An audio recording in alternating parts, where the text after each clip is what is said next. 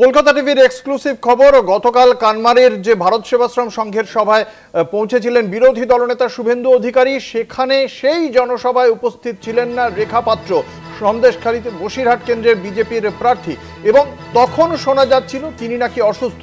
কিন্তু পরবর্তীকালে কলকাতা টিভির প্রতিনিধি যখন রেখা পাত্রের স্বামীর সঙ্গে কথা বলেন, তিনি তখন জানান যে তিনি বাড়িতেই রয়েছেন, তিনি সুস্থ রয়েছেন। আজকে শঙ্কুদেব পণ্ডা রাজ্য বিজেপির মুখপাত্র, তার দাবি, তিনি ভিডিও পোস্ট করে দাবি করেছেন অসুস্থ রয়েছেন রেখা পাত্র, অথচ আমরা একটু আগেই দর্শকদের শুনিয়েছি যে তিনি সুস্থ রয়েছেন, বলছেন তার স্বামী। আমি আমাদের কথা বলবো, আমাদের সঙ্গে নিউজরুম থেকে রয়েছেন আমাদের প্রতিনিধি রিয়া মাঝি। রিয়া, যেটা তোমার কাছে জানতে চাইবো, এর আগে গত 30শে ডিসেম্বর সুজয় মাস্টার তিনি তৃণমূল কংগ্রেসে যোগদান করেছিলেন, যিনি রাজনৈতিক গুরু রেখা পাত্রের।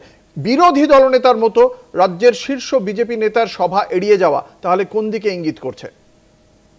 একদমই অঙ্কুরদা, গতকালকে কিন্তু আমরা এই নিয়েই এই আলোচনা করেছিলাম যে এই রেখা পাত্র, যাকে দেখা গিয়েছিল 2024 লোকসভাতে এই প্রার্থী হিসাবে চিহ্নিত করে নিয়েছিল বিজেপি, কারণ এই সন্দেশখালী যখন ধারাবাহিকভাবে চলছিল সেই সময় শুভেন্দু অধিকারীকে বারংবার দেখা যায় যে রেখা পাত্রর বাড়ি যেতে, একদম রেখা পাত্র ছায়া সঙ্গী হিসাবে বা ছাতার মতো সব সময় শুভেন্দু অধিকারীকে পাশে থাকতে দেখা গিয়েছে রেখা পাত্রের। এবং গতকাল যখন সন্দেশখালীর বুকে এই ধরনের একটি শ্রদ্ধাঞ্জলি বা এই ধরনের একটি সভা শুভেন্দু অধিকারী করছে, সেখানে রেখা পাত্র একদম সামনের সারিতে থাকবে বা শুভেন্দু অধিকারীকে রিসিভ করবেন, এটাই কিন্তু কাম্য। কিন্তু গতকালকে একদম ভিন্ন ছবি দেখা গেল। শুভেন্দু অধিকারী গেলেন যেখানে রেখা পাত্র অনুপস্থিত, এবং রেখা পাত্রকে নিয়ে শুভেন্দু অধিকারী একটা ওয়ার্ডও বললেন না। এবং তারপরেই যখন আমরা এই খবর সম্প্রচার করি, সেই সময় কিন্তু আমরা এই বিজেপির তরফ থেকে যখন আমরা জানার চেষ্টা করি যে কেন এই রেখা পাত্র তিনি হাজির হলেন না, তখন বিজেপির একাধিক অংশ তারা বলতে থাকেন যে তিনি অসুস্থ রয়েছেন। এবং কিন্তু তার স্বামী সন্দীপ পাত্র তিনি স্পষ্ট জানিয়ে দেন যে তিনি জ্বর হয়েছিল কয়েকদিন আগে, কিন্তু তিনি সুস্থ আছেন, বাড়িতেই রয়েছেন। একেবারে ধন্যবাদ রিয়া, আমাদের সঙ্গে ছিলেন আমাদের প্রতিনিধি রিয়া মাঝি। অপপ্রচারটা কে করছে? তৃণমূল থেকে করছে অপপ্রচারটা। কি করছে?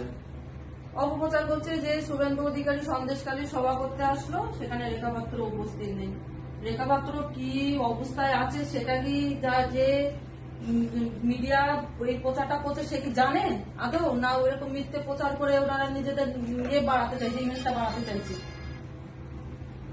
আমি এখানে হসপিটালে অ্যাডমিট, আমি নিজেও ডাক্তারকে আমি বলেছিলাম যে আমি ডাক্তারবাবু আমাকে কয়েক ঘন্টার জন্য ছেড়ে দিন, আমি শুধু সবাই যাবো, গিয়ে একটু দাদাকে সম্মান জানিয়েই চলে আসবো। কিন্তু ডাক্তারবাবু বললো না, সম্ভব না, আপনাকে ছাড়তে পারছি না, কেননা আমাদের এরকম হসপিটালের কোনো গাইডলাইনে নেই যে পেশেন্ট এরকম সিরিয়াস অবস্থায় ছাড়া যায়, ওই জন্য যেতে পারি। তারপরেও এরকম একটা অপপ্রচার কালকের থেকে আমি দেখার পরে আমি হতাশ হয়ে গেছি যে এরকম একটা অপপ্রচার কেন করছে এই তৃণমূল থেকে, এরা কি চাইছে?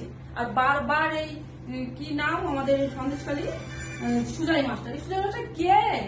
এ তো প্রথম থেকে নিজেই বলছে যে আমার বাড়িতে তৃণমূলের জন্ম, তারপরও কেন একে নিয়ে ওর সাথে আমার নামটা জড়িয়ে বারবার কেন কালিমা লিপ্ত করতে চাইছে আমি বুঝতে পারছি না। তৃণমূল বলছে তুমি নাকি তৃণমূলে যাবে, এটা একটা অবাস্তব কথা, অসম্ভব। তৃণমূলে যাওয়া আর মানে বিষ খাওয়া আমার কাছে সমান। তৃণমূলে যাওয়ার কোনো প্রশ্নই আসে না। ভারতীয় জনতা পার্টি আমাকে যে সম্মান দিয়েছে, যে বিপদের হাত থেকে বাঁচিয়েছে, আমি সেই ভারতীয় জনতা পার্টিকে সম্মান করি, আর সেই ভারতীয় জনতা পার্টিতেই আমি থাকতে চাই। আর যদি আমি কখনো পলিটিক্স নাও করি, তবুও আমি এই ভারতীয় জনতা পার্টিকেই সাপোর্ট করে দেবো। ঠিক আছে, তুমি রেস্ট নাও, কথা বলতে হবে না, তুমি রেস্ট। তুমি রাখো না।